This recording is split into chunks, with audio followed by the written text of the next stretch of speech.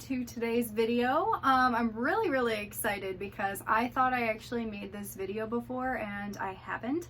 So I'm very excited. I wanted to make this video a very long time ago, but I never made it because at that point I hadn't owned a Panther Chameleon before. So I wanted to have experience with both species before I decide to make a video on it. That way I just have like my own experiences and just more information that I can share. So definitely glad that I waited, and I'm so ready for this video. So in today's video, we're going to be talking about the differences between Panther chameleons and veiled chameleons.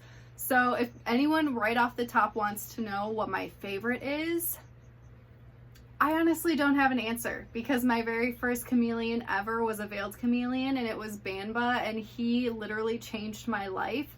And he was just iconic. He was a legend. He was the best chameleon on the planet. Don't tell my others.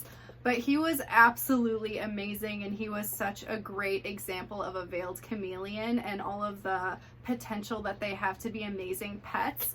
So yeah, I don't have an answer for it right now. I'm definitely loving keeping Panther chameleons, and I am getting another one very soon, so I'm very excited to share that with you guys as well.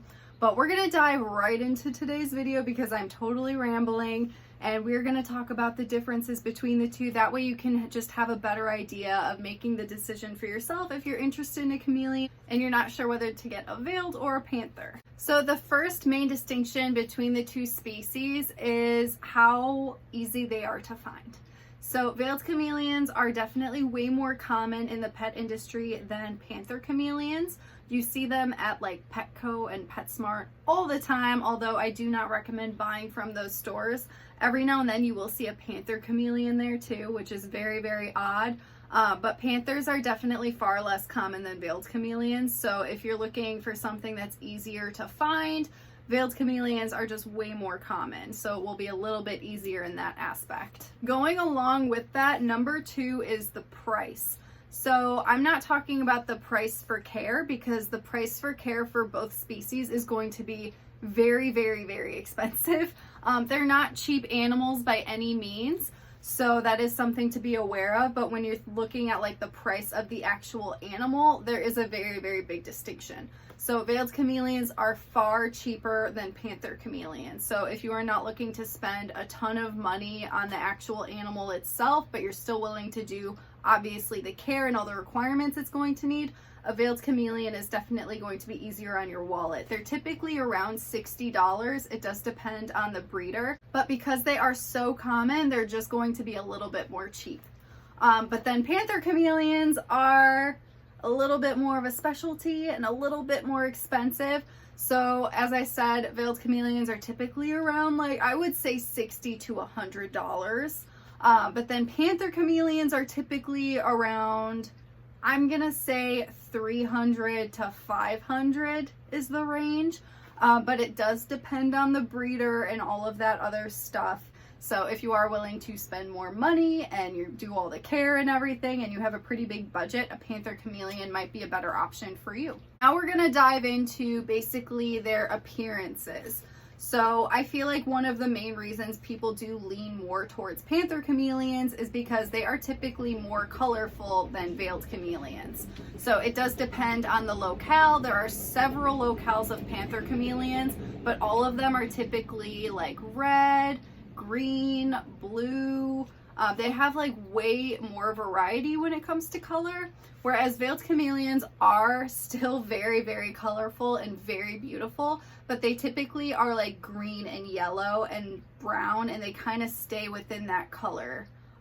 Although Banba did have some blue on him as well. I think that they're stunning chameleons, but there's definitely more variety and more rainbow looking colors when it comes to Panther chameleons than veiled chameleons. And that is a huge appeal, and that's why a lot of people do lean towards going for a Panther chameleon, and they will pay more money just to have a more colorful animal. But like, this is a really good example of a veiled chameleon. It looks very similar to Banba, and that's like the color range.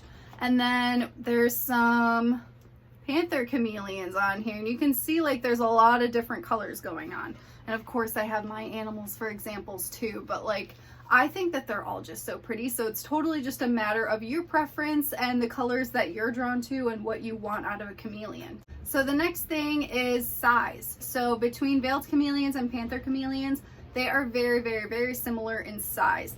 I do think, I don't know, maybe it's just because I had my experience with Bamba, I do feel like veiled chameleons are a little bit larger. It may just be the aspect of that large crown that they have on their head that makes them just seem so much larger. But I think that they are just a little bit more durable and bigger than panther chameleons. But the specific size, when you look it up, a panther chameleon, the males are typically 14 to 21 inches. And for veiled chameleons, it says they're typically 14 to 18 inches, which is actually a little bit shorter. But again, I just feel like size-wise, I thought veiled chameleons are a little bit bigger, but Bamba was a pretty big boy, so that's my comparison. But yeah, they're very, very close in size. So, and again, I did not mention this. I should probably mention this. There is a very big distinction between males and females for both of these species. So when you're looking at coloration, the females are not going to be as colorful whatsoever when it comes to veiled or panther chameleon. So if you really want those bright colors, you got to go for a male. And then when it comes to size, the females are also going to be significantly smaller than the males for panther and veiled as well. So those are other things to just be aware of. Number 5 is personality, and that is, I think, the biggest distinction when it comes to both of these species, and it's kind of what makes people decide what they want to go for. So with panther chameleons, they are typically more docile, more laid back, more tolerant, whereas veiled chameleons have a lot more sass. They are definitely like the sassiest chameleons. They have attitude. They let you know when they don't like something. They will hiss at you. They will gape their mouths at you. They will bite you. I've never been bitten, and I did own a veiled chameleon, as I mentioned, and Bamba was a very special case. It did take me years to build a good relationship with him, but hand feeding him really helped over time. And he didn't like being handled at first, and he would hiss at me all of the time, but eventually he learned to trust me, and he would just like coming out on me, and he was extremely tolerant. He would allow other people to handle him as well. And again, it does depend on the animal. There is potential for any type of animal to calm down and become more tolerant and build trust with its owner if you put the work in. So that is a major thing to be aware of. But if you don't want to be patient and have the time to work and put in with a veiled chameleon, panther chameleons are way more tolerant. The thing is, they're still going to be prone to stress similar to veiled chameleons, and they aren't going to like similar things. They just are less likely to show it in an aggressive manner. That doesn't mean that because they're not trying to bite you or hiss at you, that you should be like going and grabbing them out of their enclosure and stressing them out all the time. It is important to respect boundaries and understand their body language. That way you're not stressing out your animal. Number 6 is humidity. So this is pretty much the only difference when it comes to care for both of these animals, because the care is pretty much exactly the same. But the humidity requirement is a little bit higher for panther chameleons, which can make them a little bit more difficult to take care of. Veiled chameleons have a lower humidity requirement of 30 to 50% during the day, but then it goes up to 80 to 100% at night.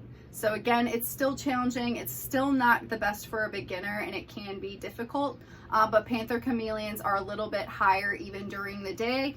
Whereas during the day they need 50 to 60%, and then at nighttime it's 75 to 100%. So that humidity level at nighttime for both species is going to be around the same range, which is very, very, very high. So again, it's not too much of a difference, but it is a little bit of a difference. So it is worth mentioning. Number 7 comes to handling. So as I mentioned, both are prone to stress. One may be a little bit more tolerant than the other. But there is some things that I've noticed. I don't know if anyone else has noticed this. I'm very curious if anyone can comment and let me know. I personally think that panther chameleons, while they're better at handling and being more tolerant, they are far more flighty than veiled chameleons. They are very, very fast. When you take them out, they like to run. They will literally run. They will go on the top of your head. And they also seem to have daintier clamps, so that makes them a little bit more clumsy in my opinion.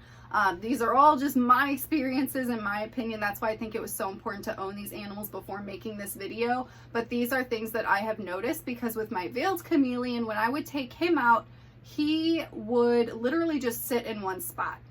He was not flighty, he was not fast moving, he was very slow moving. His movements were very predictable, you knew what he was doing. Whereas the panther chameleons kind of freak out and just want to run.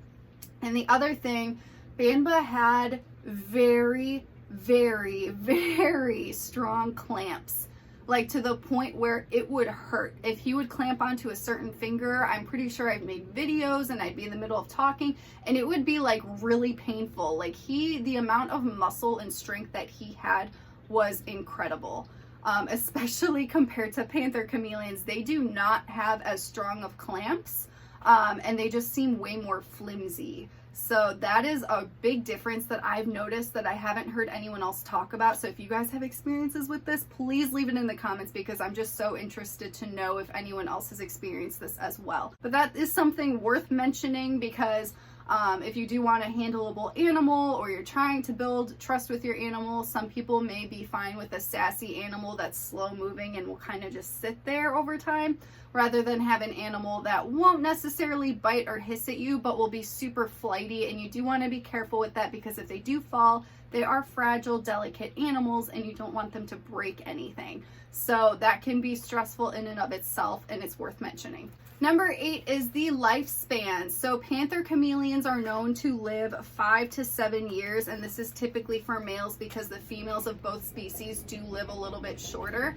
And then for veiled chameleons, they are known to live around 6 to 8 years. So this does vary, it does depend. It is much shorter compared to a lot of other reptile species, so it is something to be aware of. I personally lost Banba when he was only 5 years old, and it made me terrified at first to ever own another chameleon, because it really doesn't seem like you get that much time with them. But the quality of the time that you have with them just makes it completely worth it in my eyes, and it's why I keep getting them, because I absolutely adore them. So again, it's totally up to your preference, but I wanted to mention it if you are trying to make a decision, because it's something to be aware of. Number 9 is building trust. So because one is a little bit more tolerant but flighty, and the other one is a little bit more sassy, when it comes to building trust, it will completely depend on the individual chameleon. It's honestly the exact same with veiled chameleons and panther chameleons when it comes to building trust. Some people might think it would be easier with a more tolerant chameleon, but the thing is, they're still scared, they're still going to be flighty. So I think that building trust takes the same amount of time and effort with both species. Again, the one thing that will help you build trust with any type of chameleon is hand feeding. Once they learn that you are the food source, they will appreciate you, they will come to you, and that can help you to lure them out to handling them and getting them more tolerant of being handled over time, depending on the relationship that you want to have with your chameleon. There is no set amount of time that your chameleon will trust you. There is no guarantee that it ever even will. Again, every single chameleon will have its own personality. They are their own individuals, so you just got to be slow and patient no matter what species of chameleon it is when building trust. And number 10 is care. I pretty much mentioned this already. The only difference when it comes to care between the two is that the humidity requirement is a little bit less for veiled chameleons during the day than it is for panther chameleons. It is a slight difference, but it is again worth mentioning, and the care for every single thing else is going to be the same. The heat, the UVB, the enclosure, the plants, all of that stuff is going to be the same. If you need a care video and all that information, I have care videos on veiled chameleons and panther chameleons on my channel. So yeah, that should have all the information that you need. I hope that this video was helpful in getting some type of idea about the differences and similarities between these two species if you are trying to decide which one is best for you as a pet. If you guys have any other questions, feel free to ask them in the comment section. I hope that you enjoyed today's video, and I will see you guys in the next one.